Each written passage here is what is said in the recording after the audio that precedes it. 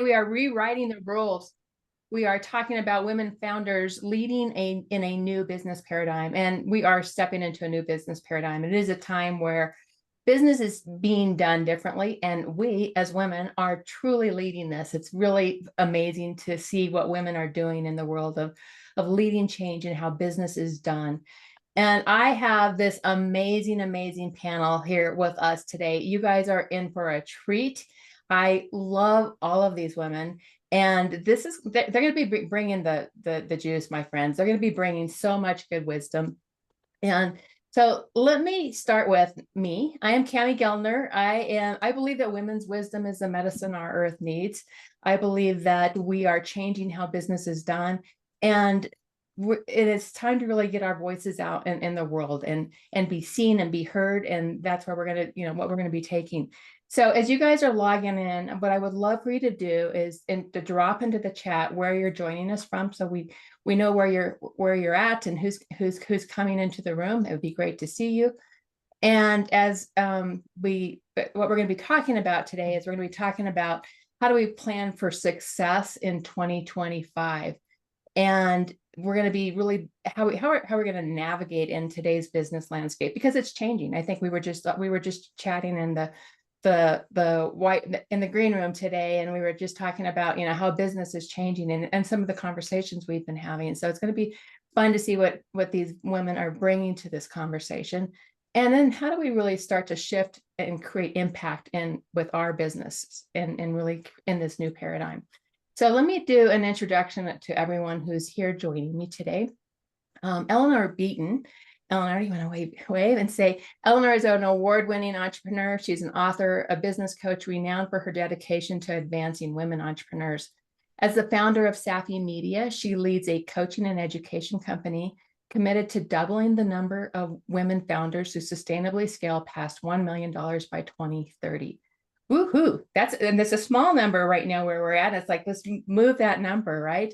So Safi Media is recognized globally for its specialized support of the top 5% of women founders earning between $200,000 and $2 million annually. Eleanor's expertise has guided billion-dollar CEOs, former first ladies, and emerging leaders, and her work has earned prestigious accolades, including the Hector Jacks Award and the Harry Jerome Award for Professional Excellence. Eleanor, welcome. Thank you. Yeah, let me take a sip here. Second, we've got Jessica Rhodes, and she is the founder of Interview Connections, the world's first and leading podcast booking agency in 2013, back when no other agencies like it existed. Since its founding, Interview Connections has booked over 30,000 podcast interviews for over 800 clients. And I'm one of those 800 clients. And Jessica is passionate about helping entrepreneurs who feel like they're the best kept secret grow their businesses online through genuine human-to-human connection. The podcast interviews Jessica and her team have booked have helped her clients generate millions of dollars in sales, sell thousands of books, and transform countless lives. Welcome, Jessica. Thank you for having me. Yeah, I'm thrilled you're here. And Mara Whitener is a seasoned entrepreneur with over 20 years of experience in scaling and selling multiple 6- and 7-figure businesses. Renowned for her expertise in systems, SOPs, and metrics, Mara has helped countless CEOs streamline operations, turning complex visions into seamless realities. She specializes in crafting custom support structures that create time, boost profitability, and support each leader's unique approach. Mara is a recipient of 5 congressional awards. That's super cool. When I was reading that, I was like, that's really, really cool. For community leadership, she's passionate about helping leaders build businesses that align with their vision and create lasting impact. So who's excited to hear from these amazing women? I know I'm excited to hear what they're bringing and all, just all of the good wisdom that they have to share with us today. So let's dive in. Get your pen and paper out. And I'm just scrolling through here. We've got people from all around the world. It's awesome to see everybody joining us. And let's dive in. Let's get some. And as we get into this, what I would love to hear from you guys is if you hear something that's like a golden nugget, you hear something and it's like, oh my gosh, that's amazing. Drop golden nugget into the chat box. It's a good way just to keep, to let us know that what's really resonating with you. So I'm going to start with, who am I going to start with? I'm going to start with Mara. Mara, I'm going to start with you. What trends or shifts in the entrepreneurial world are you paying close attention to as we move into 2025? And what changes have you made in your business to accommodate this? This is a great question. There are actually three major trends that I'm closely watching and working with my clients on. And the first is the focus on sustainable growth. Entrepreneurs are moving away from that scale at all costs, the hustle mentality, and they're focusing and they want to build businesses that support their lives, not actually consume them. And so what it means is really shifting your priorities from not just increasing revenue, but creating that long-term stability and profitability and putting the right foundations in place so you can build your business while also preserving your personal fulfillment and what you want to do outside of your business. The second trend, it's here to stay, it's only growing, but it's the increasing role of AI and automation. So AI has become a practical tool that entrepreneurs are using to streamline their operations, enhance their decision-making, support their teams. It's always been a tool in their sales and marketing efforts as well. But here's the key. It's not just about adopting every shiny tool. It's not just about, hey, I have to put AI into my business. It's about integrating the technology and the tools where they actually fit so that they can amplify your strengths as a business owner, as a business, and reduce your complexity, but not taking out the human connection. So you can use AI to take repetitive tasks off your plate, but the real magic happens is when you use it strategically to enhance your human connections, like improving your customer experience or making your team communication seamless, which kind of takes me then into the third trend that I love. I love it's here to stay. And it's a clear move from transactional business to relationship business. Clients, customers, people in general, they're no longer satisfied being a number. They don't want to just be a transaction. They want to know that they're valued. They want to know that they're going to be taken care of. They want to know that they're going to be understood. And so building not only your marketing and your sales around that relationship focus, but you've got to take care of them once you bring them into your business, once they purchase from you. What's the entire customer journey like? Does it focus around that relationship? Does it focus around emphasizing that loyalty, that long-term engagement over the quick win, cash in the bank account, right? And so it's really, yes, think about your marketing in that perspective, but think about your entire business and every touch point, as well as managing your team. Your team wants relationships as well. They don't want to just be a number. So it's a huge shift. It's one I'm very, very excited about. And so I'm kind of watching those, working with my clients on those. I've always been a proponent of all of these trends. So we've already worked these trends into my business. But in fact, I have my team meeting coming up, my team annual retreat coming up. They're arriving at my door in about an hour. And we're going to be talking about these, how to make sure we're continually building everything that we do around creating the relationship with the client, putting in the right tools, and making this so it's sustainable growth long term. Thank you, Mara. Thank you. Love it. Love it so much. How about you, Jess? Yeah. So when I think about, shifts and trends, I first am zooming in on the kind of the trends and shifts that I'm seeing within my own business. Because I think that, and I'm going to talk about like shifts I'm seeing in the overall entrepreneurial space, but I think that sometimes there's a risk when we just look at everyone around us to get really distracted or to get really overwhelmed. So for me as a founder on a daily basis, I'm tracking my list growth, consults booked, sales closed, revenue generated, things that like what social media posts are performing well, what content and messaging are people resonating with. For example, with email marketing, it's been a really reliable strategy for us to stay top of mind with our audience. We have a very high open rate, typically 30 to 40%, with a very high frequency. I email my list almost every day, and most of them keep opening and wanting to see what I've said. We also use a lot of SMS marketing. So we're texting several times a week as well. And so as we've seen that be very, very effective this year. So as we move into 2025, we're going to really dial in the strategy of how do we have these two platforms really complement each other, because email marketing is very reliable for people opening and reading, but then the SMS gets people to buy or to get people to, book and take an action. Now, to zoom out kind of on the entrepreneurial space, I am seeing that people are really gravitating towards longer form content and more intimate spaces and like smaller communities.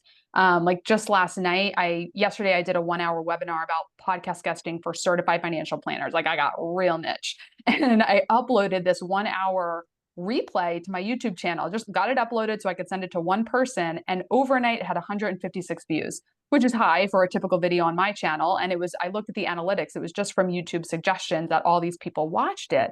And so my hypothesis is that people want long form content and they want it to be niche and specific to them. I've also had a lot of success this year in generating clients from speaking to very small targeted audiences. So podcast guesting, I've been on 3 to 4 shows every month. I've gone in to speak to people's client communities, and we've generated over $50,000 in revenue just from people like 20 to 50 people audiences or above, who heard me speak and then were moved to make a decision. So I'm going to be doubling down on that. I was just talking to my team about continuing to do podcast guesting, but also pitching me to speak to people's group coaching programs, because when you get in front of 20 people who are all your ideal client, like, again, people are really craving these smaller, intimate spaces where, to Mara's point, they don't feel like that number. I love it so much. I think it's, I'm definitely seeing that desire for a deeper connection with groups of people, and having content that's really relatable to them, because there's so much noise out there, right? Mm-hmm. Yeah. Okay. How about you, Eleanor? So I love what I'm hearing, and I think a lot of what I'm sharing builds on what's already been shared. So it's like, why are people craving niche content? Why are they not wanting to feel like a number anymore? We're officially in a trust recession right now. So what that means, and they actually study trust levels, and trust levels are at an all-time low. So people sort of trust in other people, trust in institutions, trust in systems, trust in messages, trust in influencers is at an all-time low. And that's sort of across the board. And so anybody who is actively marketing today has to take that into account, that 5 years ago, the amount of trust that someone may have had for the authority of your message, or the credibility of your message, or that you can do what you say you can do, or that you can do what you say you can do for them, you can basically take a 30% to 40% cut off that immediately. And so smart entrepreneurs are going to really be thinking about, okay, so if there's a trust recession, how do I start to rebuild that trust? And we rebuild trust through proof and brand. And so it's like where you can become a scientist of your brand, where you can start to really study the impact of your work in terms of actual numbers, share that can be really, really effective. And I'll talk about how, I have some specific recommendations about how I think entrepreneurs should be building their brand today, which I'll share in a second, but that's sort of number one, trust recession. So it's really, really key that everybody, we're certainly doing this, really taking that seriously and taking steps to make sure that we're establishing the trustworthiness of our brand in everything that we do and in every interaction. The second thing is, the second trend is the rise of the empowered buyer, and that's related to the trust recession. But what we're seeing now is that, for instance, what the research is telling us is that, 7 years ago, people would engage in the sales process much earlier in the process. Now, a buyer is 90% complete their buyer's journey before they ever engage in your sales process. They are reading reviews, they're reading testimonials and case studies, they're doing their research. Empowered buyers are skeptical. They have a ton of information already, and you should expect that. And so you should be really thinking about, how do I do as much education up front around what it's like to work with me, around what the experiences are like, around the things that we're going to be doing, because we're dealing with very educated, empowered buyers. And I think for myself, I can totally relate to that. Like, I do not engage in a sales process unless I'm like 80% sure that I'm going to be doing the thing. So I want folks to really think about that. So how do you both build your brand and establish trust and get information out there to empower people to buy from you? You increase your bingeability. So Google has published some great research around what it calls ZMOT, which is zero moment of truth. And it's when a buyer makes a decision to buy from you. And what Google found across multiple industries, millions of user data points that they would have, is that they need, the average buyer is going to make the decision to buy from you after consuming 7 hours of content across 11 different touch points across 4 different channels. So when Jess is talking about long form content, the beauty of long form content is that it allows them much more quickly to start getting to that 7 hours. So the question that I would have for all entrepreneurs is, how easy is it for somebody to binge your content? If you are only given 90-second reels, that is really hard to binge your content. So remember, 4 channels, 11 touch points, 7 hours. And so what you really want to be doing is thinking about, how can I mix up long form, short form across multiple channels? How can I repurpose? If I'm a guest on a podcast interview, can I ask them to have access to that audio that I can then share on my own? Can I repurpose that into a YouTube on mine? Can I be looking at ways to slice and dice and just show up and be accessible to people? So these are all things that we are actually absolutely dropping the hammer on, in 2025. And it's things that I'm really encouraging top quality entrepreneurs to do as well, so you can really stand out. Oh, I love it, Eleanor. And I was hoping you'd bring some of those stats, because I've heard you talk about them, and I think they're really relevant to all of us as entrepreneurs to really think about, how am I showing up and how am I getting out there and that bingeable content that we're creating. I think it's so important. So as I was looking through this, and Mara, you're absolutely right. We do have some crossover in what we were all thinking through as we were looking at this, definitely. And so one of the ones that's really come up for me is this: entrepreneurs are not, they're not chasing that success at the cost of their personal lives. They want time prosperity and they want wealth prosperity. They want to live. And so that's one of the things I've been really helping my clients do, is build those businesses, those business models that bring both time prosperity and wealth prosperity. And when I talk about time prosperity, I mean, it's white space on our calendars, but it's also just the energy we're moving about our days. I think people are tired of burning themselves out, and they, our nervous systems have gotten hacked a bit. And so it's like really coming back to a grounded state of being in the way we show up in our businesses and taking care of our businesses. So that's one area that I was looking at.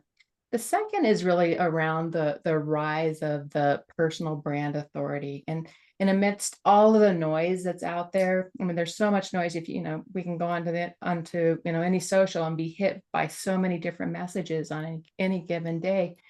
It's like, what does your brand stand for? What does your thought leadership stand for? And how do you communicate that in a way that is yours and uniquely yours, so that people are hearing what you stand for? And I often ask my clients, if the whole world could hear one message from you, what is that? And then what's that message that gets people to stop, think, and act and do differently because they're hearing something really unique from you? And we can't outsource our leadership of thought, and we can't AI our leadership of thought. I mean, we can't. That's got to come from within. And I love AI. I think it's a powerful tool, but we have to find our own core messaging in a way that comes from within us, that we stand for. And then we can leverage it, we can repurpose, and AI is a beautiful tool for that. But our original thinking has to come from us. So I think that's a second piece of this. And then the third one that I have is really that long-term relationships over quick wins, right? It's like you hit on it, Mara. And, that's been something that I really looked at in my business. And way I look at it is really through how am I bringing people and creating this nurturing pathway into my business. So how am I looking at that, and how am I building this know, love, and trust marketing approach that people really fall in love with my communities, fall in love with what work I'm bringing to them, and in the relationships that we create. And I think that that's been a big shift that I've really done in my business. And I've always been a connector. I've always been somebody that was always connecting one person to another, but I think it's become even more relevant these past few years, like that. And it's based on some of what Eleanor was talking about. It's like it's a longer process to be in relationship with people before they're really ready to join into our community. So that, how do we create that? So some of the things that I've done in this space is looked at it through the lens of like events like this, where we're collaborating. I'm a collaborator. I like to collaborate with others. So this is a fun way for me to market, because I like to collaborate.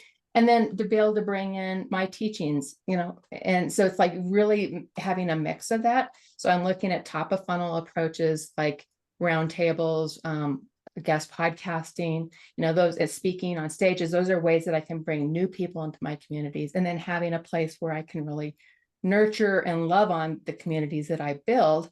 And then I think the other piece of this that I've really done very differently this past year has been to really amp up how I'm communicating with people who come into my community.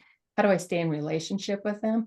So we've built some really good systems in my company that we are staying in touch with people in a much better way than what we used to do. It's like I can tell you a couple of years ago, people come and connect with me on social, and I'd be like, oh yeah, that's great. And then I wouldn't take it anywhere. And what I've gotten much better at doing is just really keeping that relationship live and warm. And I think that's an important thing that I love to teach my clients. So that is that. Else, is there anything else that I want to say here? This know, love, and trust marketing. I think what's important about this is that it's intentional and it's not trend driven. You get really good. So if you get really clear about, here's my approach that I'm going to do in marketing, and I'm going to do roundtables and guest podcasting, and have events that I can bring people into from an educational perspective. I don't get hit up with all the other shiny objects that show up around me, because I can stay really focused. And I think that's something that happens for a lot of entrepreneurs, is they get pulled in a lot of directions because of that. And I think when there's a lot of shiny objects happening around us, we can say, oh, I want to go do this and I want to go do that. And what if instead it's like, I'm already being intentional about how I'm going to be approaching my community. Then we get out of that knee-jerk reaction. And this starts to build a system, a system that is more about nurturing and not selling. And it's really about building these relationships. Obviously the selling's there as well, but it's not just going into the old bro marketing approaches of trying to just push sales, but it's actually being in relationship with people. And the other part of that that's been really beautiful is that we've gotten good at we've streamlined how we approach everything. So what it takes for us to put on a round table today, after we've been doing these for a year, is really much easier than it was. It's like we know the systems are built. So that's really been great. So the next question I have for you guys is, what's one cutting edge strategy that you're implementing or recommending to prepare your business for the future while staying deeply aligned with your own vision and values? And so Eleanor, I'll start with you on this one.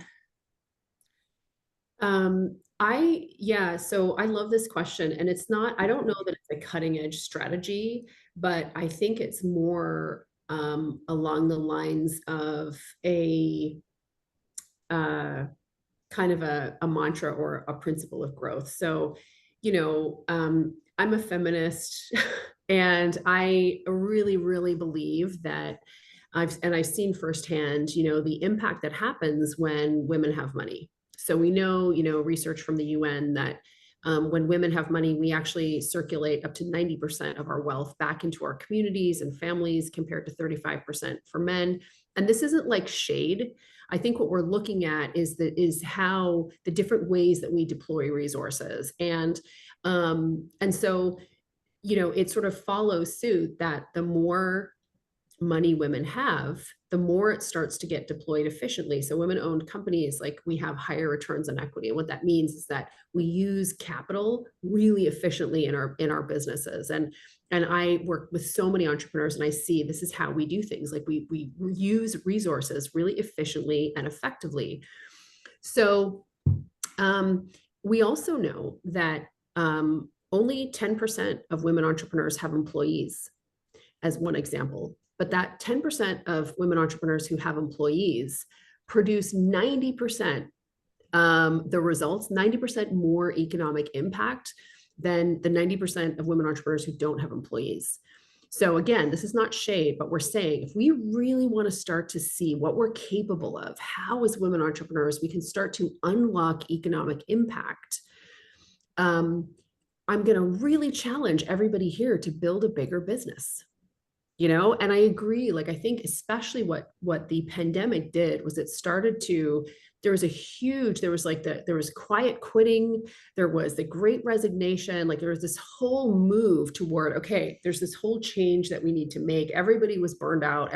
You know what I mean? Like, it was just it was a gong show, you know what I mean, for a while there. But we're past that. We're through that. We've made changes. And what I actually see is this renewed energy to start to kind of kickstart growth with incorporating all of the lessons that we've learned, but to really kickstart growth. Now, we are in the midst. What we saw in 2024 was absolutely some potential contraction in the market, but I think it was more like what we saw from, Warren Buffett has this great saying, when the tide goes out, you see who's been swimming naked. So a lot of companies that were started, in 2019, 2020, people weren't leaving. Companies had huge amounts of capital. So did families. There was a lot of money in the economy, also tons of government grants and handouts.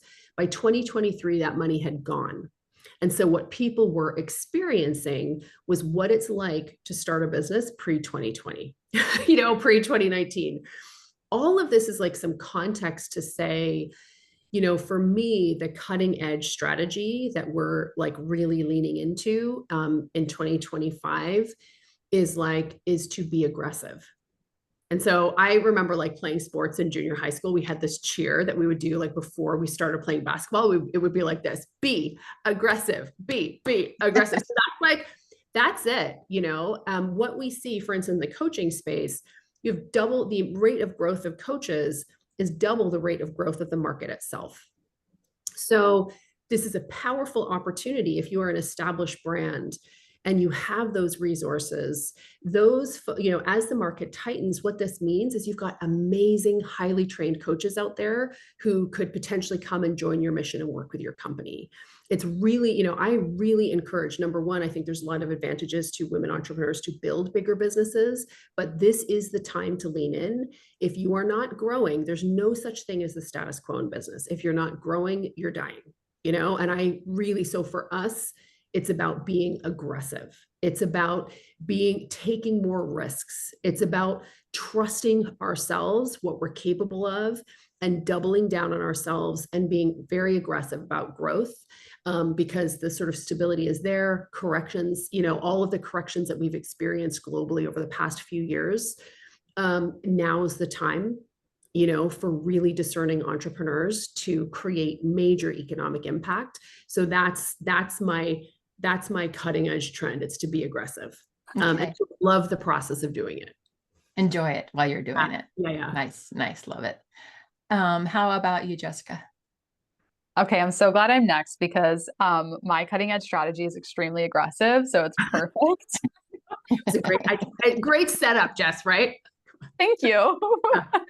So just to give a little bit of background on this. So we hired a sales closer in our agency at the end of September. And the 12 months previous to that, we had no sales team. Margie, my business partner, and I, We did it all on our own, and we spent that time really getting clear on what we wanted in that department. And we have employees, we have 12 full-time employees.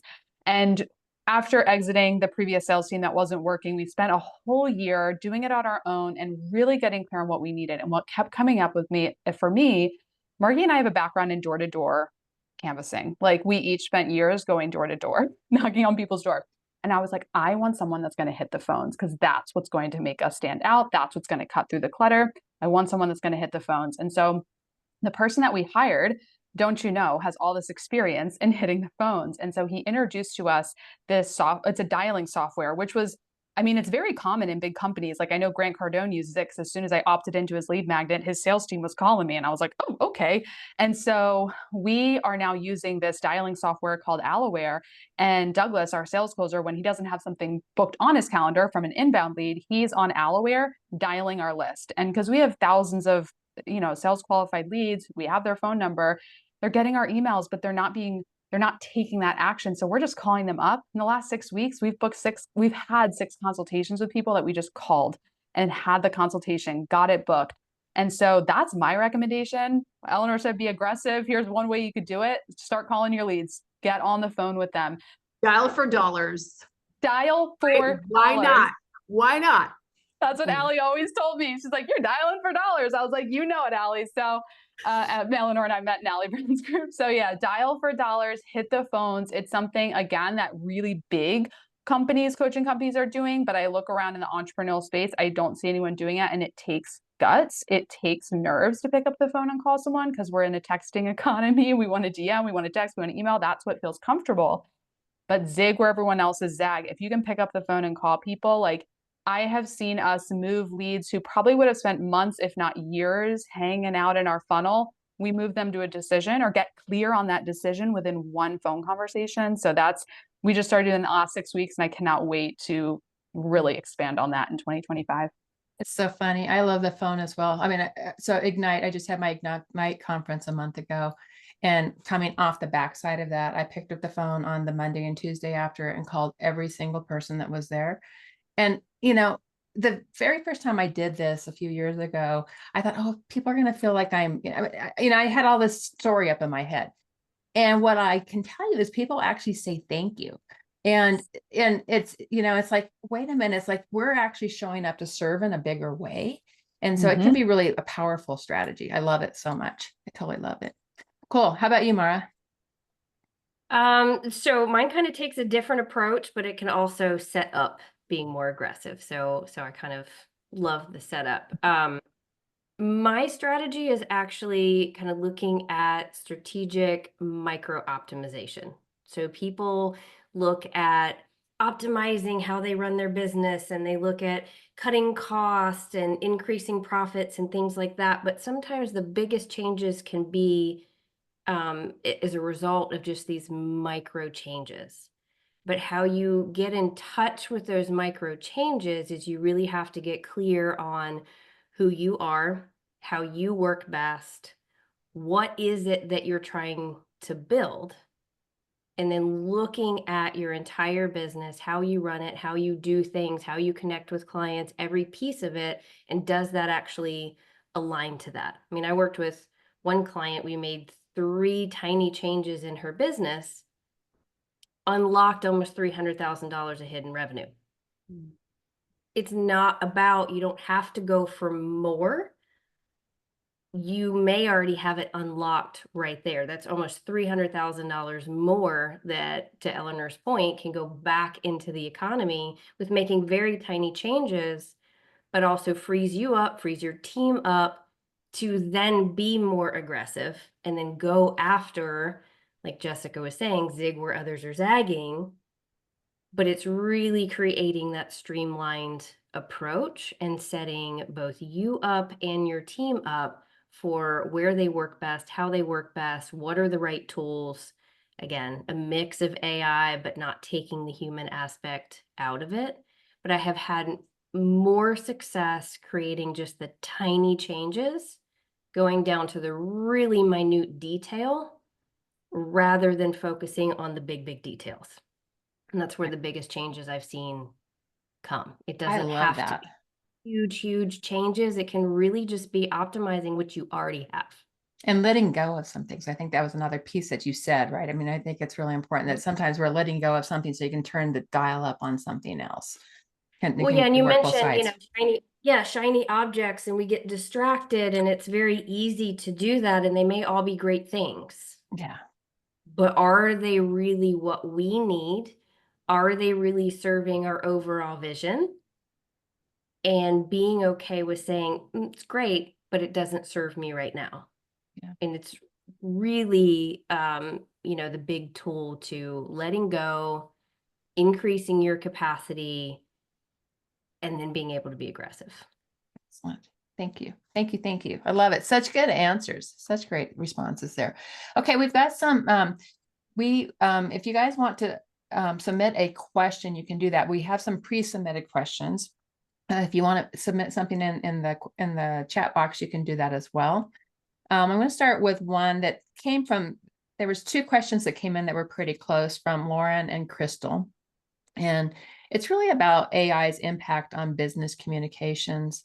And, we're in this world of AI and automations. How are we still getting to the human touch? And how is that being built to scale?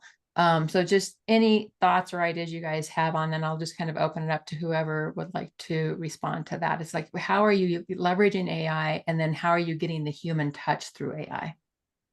Yeah, I mean, I can jump on that real quick. So I've talked to my audience before how these days, pretty much anything you put in written form, email, texting, people just assume it's AI. So you've got to be doing videos and podcasts for people to have that human element.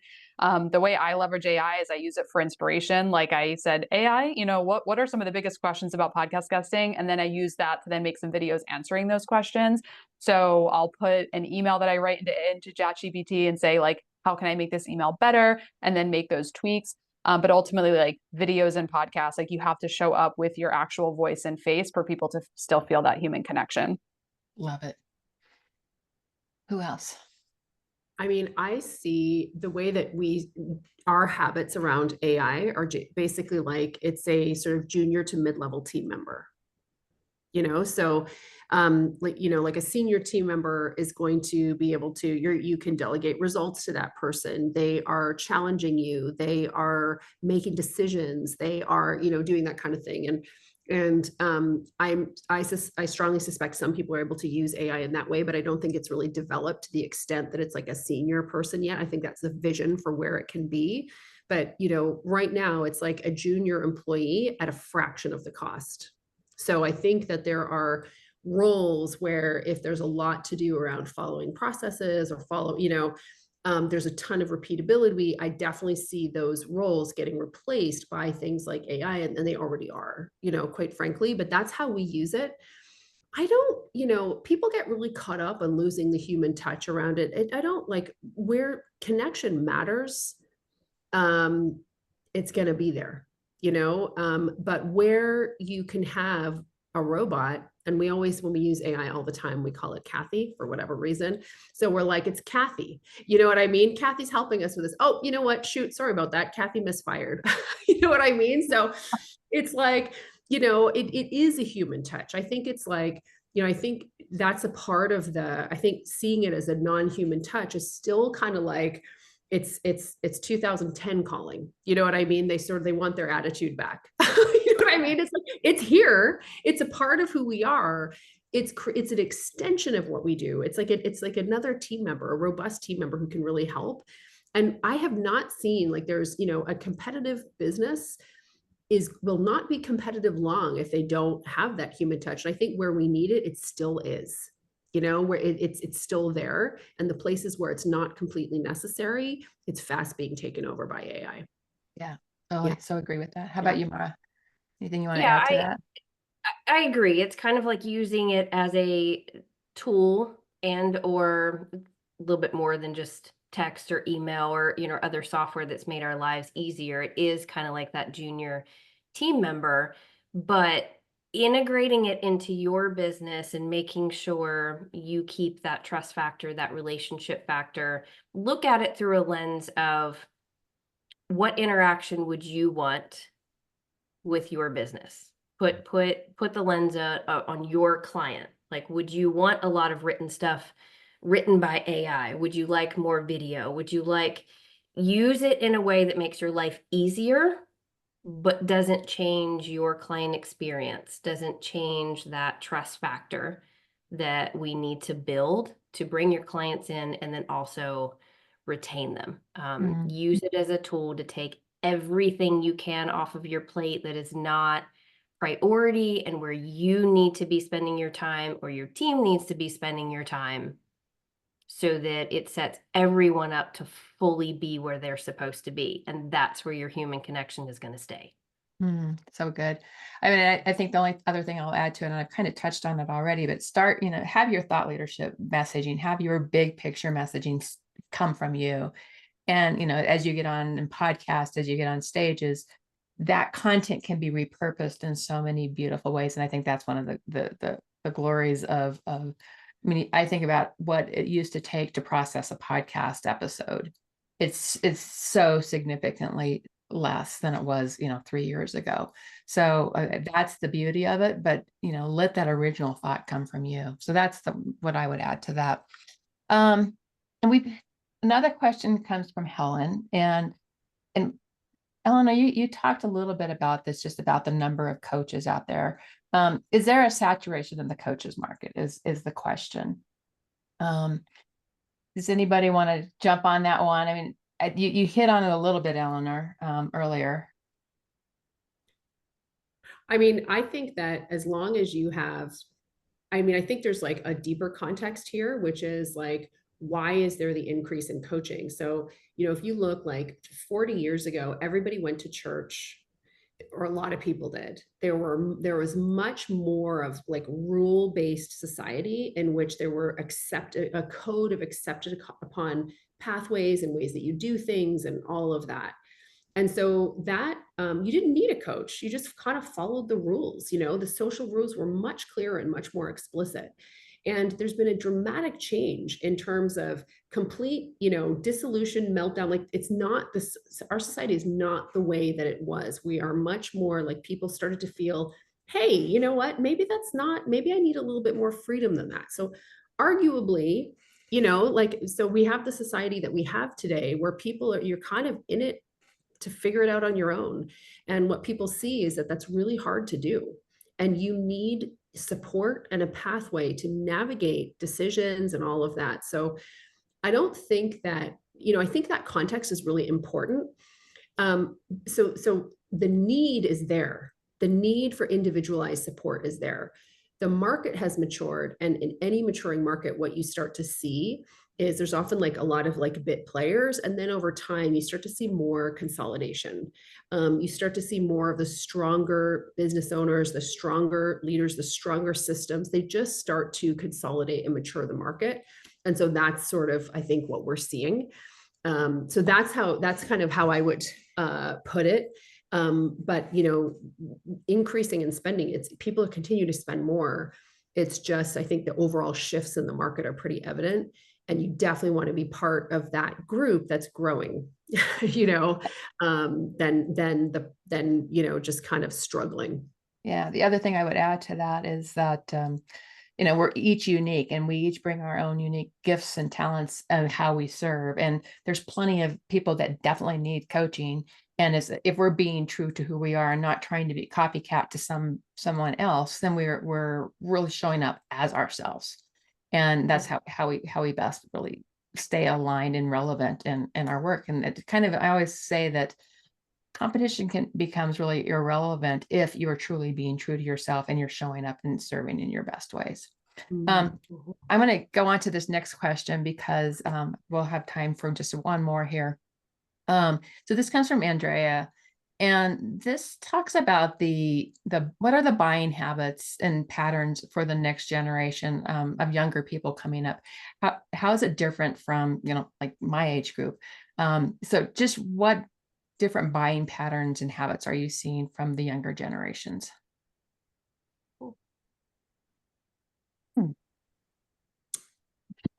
Thumbs and reviews. Is that what I would say? Thumbs and reviews. So the because they want to see reviews, and they don't pick up the phone. You know what I mean? Some do, like I still do, but like I'll have this joke where my millennial and Gen Z team, I'll message them first. I'll say, I'm going to call. Will you please pick up? You know what because they don't. They're like, a phone call. Oh my god! So thumbs and reviews, like user generated content that they trust, and chat. So that's what I'm seeing. Any other insights? Yeah, I'm trying to think because I'm a millennial. My sales closer that's doing all the dialing, he's an elder millennial, and so I think I think we're kind of like the rare millennials where we're like totally fine picking up the phone, but I would say I don't know. It's hard to answer this question because I'm like I can only speak from my own experience as a millennial. I think it's all about referrals. I don't think I've ever made a significant investment that didn't come from like a friend who had also used that same company or vendor or somebody that I'd taken a lot of time to get to know through podcasts and things like that. So I think the younger generation, the millennials and whatever the generation is below millennials are just like really going through recommendation and referrals and things like that. Okay, excellent. Yeah, Mara, do you have anything? Yeah. Yeah, to Eleanor's point, it's much more of an empowered buying process. I feel no matter what the age, it's much more of an empowered buying process. There's more information out there. There's Google at your fingertips. You can look on all different platforms and see everything out there. So it's, I think they're only going to research more. There's going to be more for them to see. Current buying pattern that I'm seeing is, and this is a little more of a millennial buying pattern, but I am seeing a lot more currently paid in full. But they have done their research. They haven't necessarily engaged. They may come out of the woodwork and here I'm ready and it's paid in full and I'm dedicated. Nice.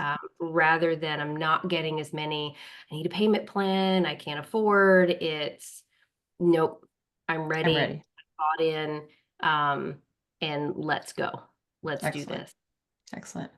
Can I have something super quick? Because I think sure. So a while ago, I was reading this article about J-Lo's career stumbles. And so it was like looking at, like she doesn't drink and she starts an alcohol brand. There were just a few different stumbles. This was pre the breakup with Ben.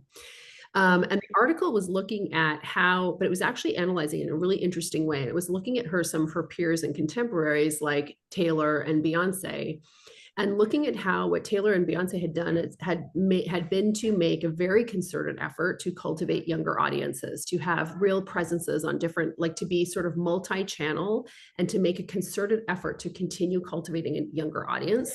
Whereas J-Lo was much more sort of connected to her target market. And so I think when you were talking about that, I think that is important, to be really thinking about how do we still to continue the longevity and stability and growth and sustainable growth of our companies.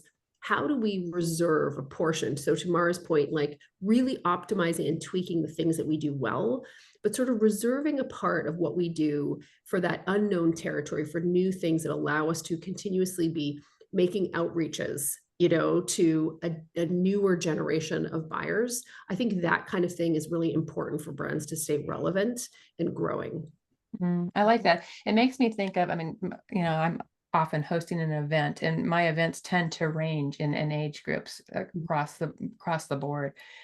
And I've always loved that because there's this intergenerational connections and relationships that build. And, women, who have been around for a while can really bring great wisdom, and younger women can bring great wisdom as well. And so it's like they just bring it from a different level. And so really honoring that and creating that space for it, I think can be really a beautiful thing. So I love it. Okay. So what I'd like to go to now is one more pearl of wisdom from you as it pertains to planning for 2025. So everybody's probably getting into this place of getting ready to plan for 2025. What is one thing that you do in your own planning each year that elevates your vision and planning for the new year? And then as you wrap that up, tell us where people can connect with you. Jess, you want to go first? Sure. So one thing that my business partner Margie and I always do, we do it every month, is a retrospective where we look at, essentially like where did we just totally flop? What was like kind of okay, but not great? And then where do we crush it? And then from that, take some action steps of like, what are we going to implement? And a really game changer thing that I would recommend everyone do is whenever we make a change, we run an experiment. We put together, like we have a whole spreadsheet. This is from Agility and Scrum. And so we say, what are we going to change? And this could be as simple as we changed a question on our meeting link form when someone books a sales call. We're going to ask them this or this. And so when we make that change, we say, what are the vital signs we're looking for? What is the hypothesis? What is the risk? And when are we going to check in again? And this has been such a game changer because in the past, we would make a change and then years could go by and we realize, oh my God, what change did we make that caused this like giant problem? It was all the little changes. So run experiments for the changes that you're going to make, track them, and stop them if it's not going the way you want it to go. And where you can find me, interviewconnections.com is where you can, go to our website, book a call if you want to get booked on podcasts, and I'd love to connect. Thanks. Excellent. Thanks, Jess. How about you, Mara? So I am currently going through this process. I do this every year. In fact, I just got back from Bali and spent some time, from personal introspection, but I always try to ask myself and what's gone well this year, but what do I want my life to feel like next year? I like to make sure that my life, my happiness is front and center. And then I reverse engineer that into my business goals and my life goals for the next year. I use human design in all of my work. It helps me align, my clients' businesses to how they work, but I do the same thing with me. And I review my design as I'm putting this together every year, but I always want to make sure that what I want, and my picture of success is first and foremost. And then I reverse engineer that for the upcoming year. Very good. I love it so much. And where can they find, where can they connect you can with always you? go to whitenerpros.com. Check everything out. You can book a call right there if you're interested in aligning your business to you, making those micro changes so you can optimize what you're already doing and set yourself up for growth in 2025. Excellent. Thank you. And how about you, Eleanor? I was asking if you're a manifestor, Mara, by the way, in the chat. Oh, I am a generator. I'm a sacral pure generator. So I love, and I think, what's been shared is such gold, and these things are sort of a part of, they look a little different, but they're absolutely a part of the planning process. The other thing that I'll always ask myself is, so when you're doing something in business, you're generally installing something new. And then once you've done that, you want to try to get consistent with it. Once you've been consistent with it, you have some data, then you can start to see, hey, how can I make tweaks to improve the quality of this? And once you've got it dialed in, then you can scale, so it's basically install, consistency, quality, scale. Most entrepreneurs want to go from install to scale. And the degree to which they think that's possible tells you the degree of maturity that they have as a leader, right? So we're always trying to, and sometimes it's just you had a few bad nights of sleep and you all of a sudden are back to like, what I mean? This should happen overnight. But when we're looking at what we're doing, we are actively looking at what stage, like depending on the initiatives, so we're going to have some core initiatives that we want to roll out or work on, which phase are they in? And then we're setting goals related to where in the process we're at. And I think this is really key, so that you are to build like a high performance. It's like you understand the developmental milestone that part of the business is in. And so that's how we, when we're looking at things, we'll ask ourselves, is this about getting more consistent, or is it about really dialing in the caliber and quality with which we're doing it? Or is it about being really aggressive and scaling it? So that's how I look at planning. And where can people follow you? Yeah, so you can go to safimedia.co, or you can connect with me on LinkedIn or Instagram at Eleanor Beaton. Excellent. Thank you. Thank you. Thank you. So for me, when I start to look at this, I like to start that with the inner work. I like to like really listen to my soul. I like to listen to what's calling to me. It's like, what's there? What are my hell yeses? What are my hell no's? And start from there. And look at what worked. And then also I do what I call a SOAR analysis. And I've used the same planning strategy planning process for myself. And I do it actually every year. And I'll share that in a minute. But I've used the same process for many years in my business, and I actually really love it. And SOAR is what are your strengths, what are your opportunities, what are your aspirations, what are your results. So instead of a SWOT analysis, I turn it into a SOAR analysis, and I like that approach because I'm an optimist. I like to see, I want to play in the possibilities. So I love to dive into that. And then I am also one that gets in and just, it's like, okay, what are the big initiatives I'm going to be launching in this new year? And, break them down into a smaller number, because we all tend to want to do too many things, and then start to say, okay, and then I'll break them into, say I have 8 initiatives I want to take on next year. I'll break them into a quarterly approach, and I'll only put 2 to 3 in a quarter, and then I'll turn around and put that into a 90-day plan. So I like to roll my sleeves out. I start with the soulful side of it, but then I like take it down into the nitty gritty. Let's put the plan into place. So that's what I do. I am going to be sharing. I do a retreat every year called the Soul Push Strategy online planning retreat, and that is going to be held on December 11th. And it's a free online 90-minute course. You guys can jump in. Jessica's going to drop in a link there for you if you want to join us. And if you're really ready to just dive in right now and turn up that dial of how you're growing your business next year, I also offer prosperity audits, and you guys can jump onto my calendar. This is something where we look at I look at the 3 pillars of vision, voice, and visibility, and how you're really taking your business to that next level. And so I do a 15-minute prosperity audit and really look at those 3 pillars and say, where do you want to turn that dial up in your business? And what tweaks do you need to make in your business? I'm pretty good at being able to identify where those gaps and those holes are to help you figure out where you want to take your business to that next level.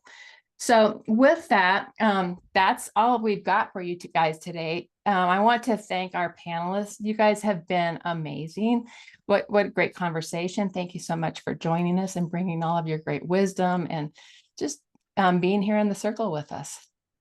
Thank you so much for having us. This was incredible. Yeah. Well, it's been an honor. Appreciate it. Thank you. Well, thanks everyone. And thanks everyone who joined us. And we will talk to you all later. Bye. Have a good Thanksgiving for those of you in the US. Bye.